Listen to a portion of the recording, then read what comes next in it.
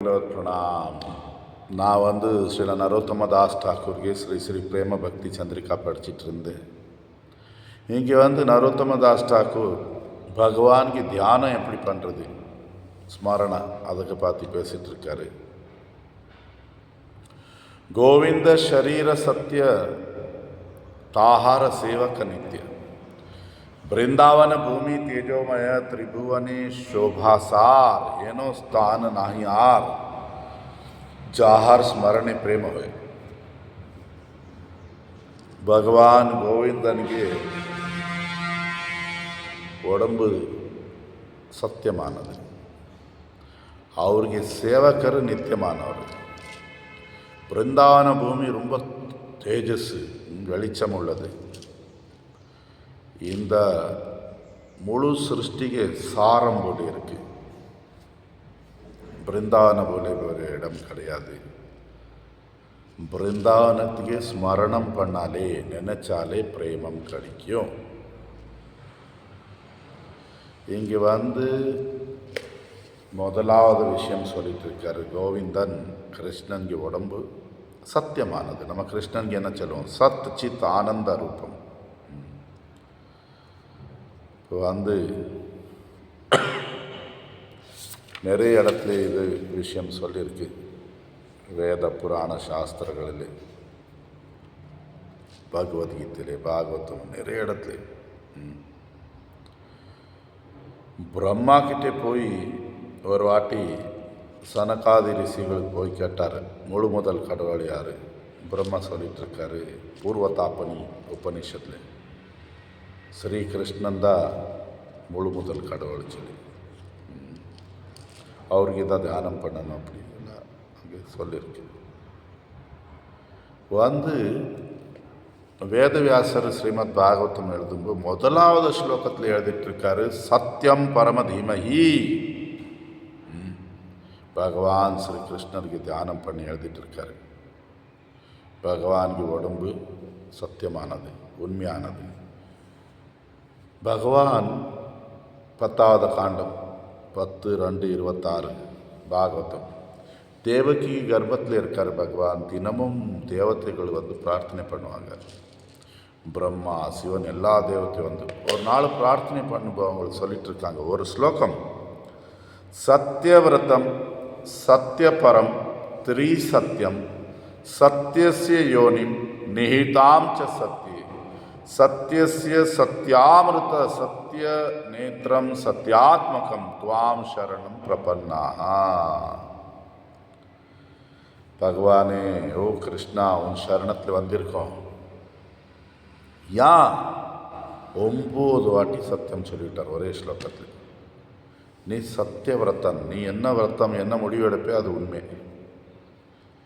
நீந்தா பரம சத்தியம், திரிசத்தியம், 3 காலத்தில் 3 இது என்ன சொல்கிறது, லோகத்திலே நீந்தா சத்தியம். சத்தியஸ்ய யோனிம், நீ பிரிவு எடுக்கிறது, நீ லீலை பண்ணுறது எல்லாமே சத்தியம். நிஹிதாம் ச சத்தியம், எல்லா சாரம் எடுத்தாச்சு சொன்னால் நீ தான் சத்தியம் பகவானே. எல்லா சத்தியம். சத்யாமிருத, அமிர்தத்துக்கு சத்தியம் போல இருக்கு. சத்திய நேத்திரம், உனக்கு கண்ணு சத்தியம். பாருங்கள், ஜெகநாதர் கண்ணில் தான் விளையாட்டு. கருணை எவ்வளோ, ஜெகநாதருக்கு கண்ணு. இங்கே சத்திய நேத்திரம், சத்யாத்மகம். நீ பண்ணுறது, நீ இருக்கிறது எல்லாம் சத்தியம்தான். அதுதான் உன் சரணத்தில் வந்திருக்கோம் சொல்லி. இதுக்கப்புறம் நரோத்தமதாஸ் டாக்கூர் எழுதிட்டு இருக்காரு, கிருஷ்ணர் இருக்கட்டே, கிருஷ்ணருக்கு எல்லா சேவகர் கூட நித்தியமானவர், நித்தியம்.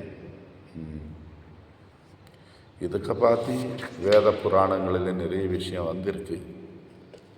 பட் ரொம்ப விசேஷமான விஷயம் என்ன சொன்னால், யார் பகவான் ஸ்ரீ கிருஷ்ணருக்கு சுத்த பக்தருக்கு சரண் எடுப்பாங்க, அவங்களுக்கு கூட அந்த மாதிரி நித்திய சரீரம் உடம்பு கிடச்சிடும்.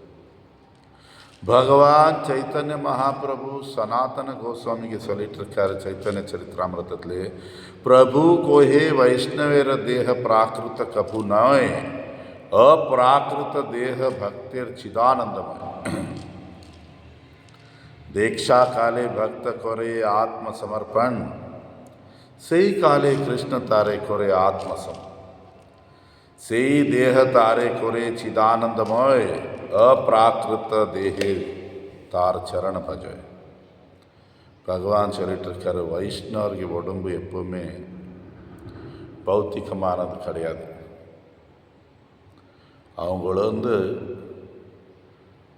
ஆத்மிக உடம்பு பக்தருக்கு ಚಿದಾನಂದಮಯ ಚಿದಾನಂದ ಸತ್ಯ ಅಲ್ಲ, ಸಚ್ಚಿತಾನಂದ ಅಲ್ಲ, ಚಿದಾನಂದ உடம்பு. தீட்சை எடுக்கும்போது பக்தன் முழு சரண் எடுத்துகிட்டு இருக்கான். அப்போது கிருஷ்ணர் அவனுக்கு தன் போல பண்ணிடுவார். கிருஷ்ணர் அவனுக்கு உடம்பு சிதானந்தா ஆத்மீகம் பண்ணிடுவார். இப்போ அவன் ஆத்மிக உடம்பு வச்சு பகவானுக்கு சேவை பண்ண முடியும். சேவைக்கு வேண்டியபடி உடம்பு கொடுப்பாங்க.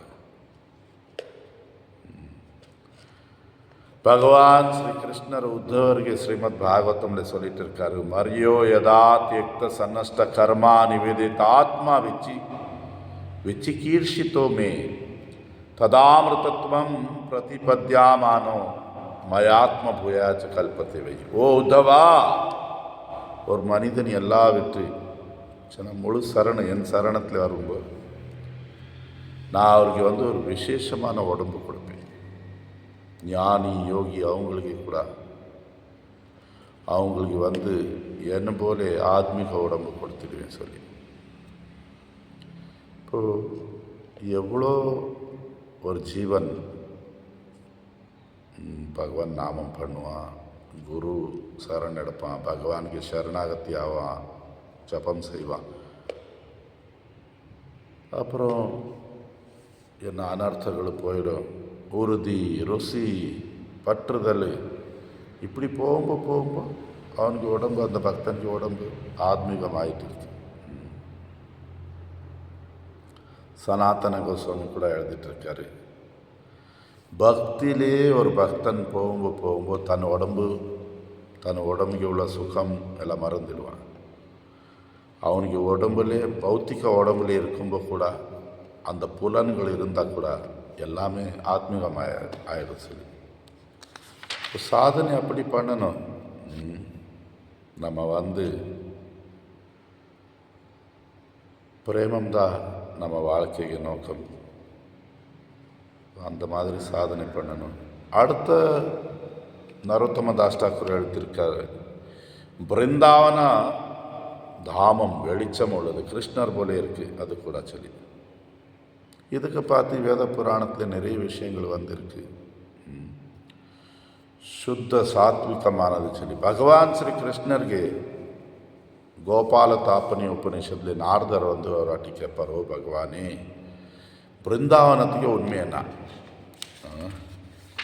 எனக்கு தகுதி இருந்தால் தயவு செய்து சொல்லுங்க. நமக்கு தகுதியெல்லாம் எனக்கு எல்லாம் தெரியும்னு சொல்லி நாரதருக்கு பேச்சு எப்படி இருக்கு பாருங்க.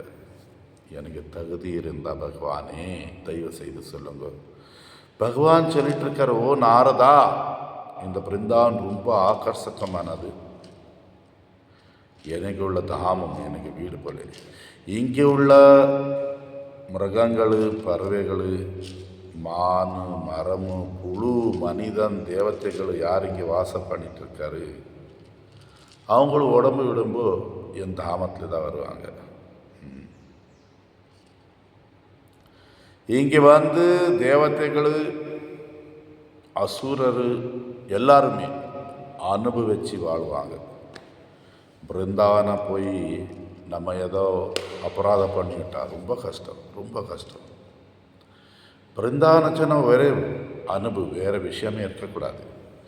ராதா கிருஷ்ணருக்கு ஸ்மரணம் இங்கே சொல்லிட்டு இருக்காரு கிருஷ்ணர், நான் பிருந்தாவனம் விட்டு எப்போ போக மாட்டேன். சுத்த சாத்விகமானது. அங்கே தமோ குணம் ரஜோகுணம் வச்சு போகக்கூடாது. பாருங்க, அடுத்து வந்து சொல்லிட்டு இருக்காரு நரோத்தமதாஸ் ठाकुर, ஜாஹர ஸ்மரணே பிரேம.